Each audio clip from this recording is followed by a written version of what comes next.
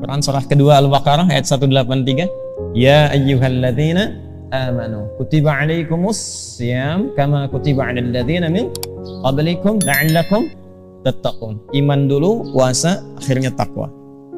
Nah, setelah lulus puasa, kita perbaiki, kita tingkatkan, semakin serius, semakin benar, karena dilatih terus. Nah, yang benar, yang serius itu bahasa Arabnya haq. Ya, kalau dikaitkan dengan takwa, haqqa tuqati. Ya, hak itu kebenaran mutlak yang nggak bisa ditawar, yang sumbernya dari Allah. Kalau masih relatif disebut dengan sidqun namanya. Ya, ada yang suka merah, yang lain mengatakan saya senangnya biru. Yang lain bilang saya senangnya putih. Bagi si fulan putih benar, bagi si fulan biru yang benar. Itu sidqun namanya. Ya, itu sidqun. Ma yahtamilu sidqa wal kadzib, sesuatu yang masih relatif. Tapi kalau kebenaran mutlak yang nggak bisa ditawar dan semua sepakat itu benar. Ya, matahari terbit di mana? Timur. Tenggelam di mana?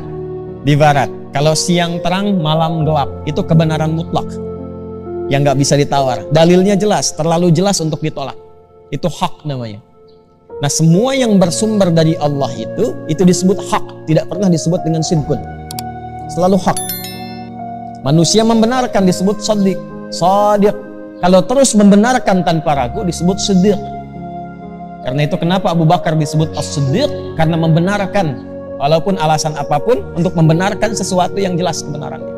Karena itu di Quran ketika kebenaran disandarkan kepada Allah itu menggunakan kata hak, bukan sidq. Al-haqqu min rabbika fala takunanna minal mumtarin. Al-Baqarah ayat 147 contohnya. Nah, takwa itu mesti hak. Ya, takwa itu mesti apa? Hak, bukan sidqun lagi. Karena itu kalimat Qur'annya, firman Allahnya, ya ayyuhalladzina amanu taqullaha haqqa tuqatih. Jadi kalau ingin bertakwa, lakukan karena Allah. Bukan karena ada manusia Anda rajin infak. Ada manusia Anda rajin menunaikan salat. Lakukan karena Allah. Dan ikuti apa yang Allah berikan petunjuknya. Lalu dijelaskan Rasulullah sallallahu alaihi wasallam, tunaikan dengan serius. Jangan cuma karena Ramadan Anda tahajud malam. Ba'da Ramadan selesai.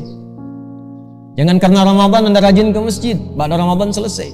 Anda melakukan itu karena Ramadannya atau karena Allah? Makanya para ulama mengatakan kalau ada waktu yang istimewa atau tempat yang istimewa, bukan ditujukan untuk kita mengagungkan tempat atau waktunya, tapi supaya kemuliaan pendidikan di tempat dan waktu itu menyebar ke semua tempat dan waktu. Anda umrah haji insya Allah berangkat, yang akan berangkat kita doakan mudah-mudahan mendapatkan yang terbaik dan mabrur insya Allah. Yang belum berangkat kita doakan dipercepat insya Allah. Di Makkah dengan Madinah itu lebih semangat kan ibadahnya, ya. Nah, Makkah Madinah itu bukan untuk dikultuskan, tapi supaya berlatih di sana sehingga aura Makkah dan Madinah dibawa ke setiap tempat, sehingga kita merasakan semangat yang mendekati setidaknya walaupun tidak serupa. Jadi keberhasilan menunaikan ibadah umrah dan haji ketika pulang dari sana lebih semangat ibadahnya. Sama dengan Ramadan. Kalau Ramadan waktunya dibelikan, Ramadan itu bukan sekedar kita untuk memfokuskan berlatih meningkatkan saat Ramadan. Itu betul bagus. Tapi keberhasilan orang yang selesai dengan Ramadan adalah ketika dia membawa aura Ramadan ke setiap waktu walaupun suasananya tidak serupa.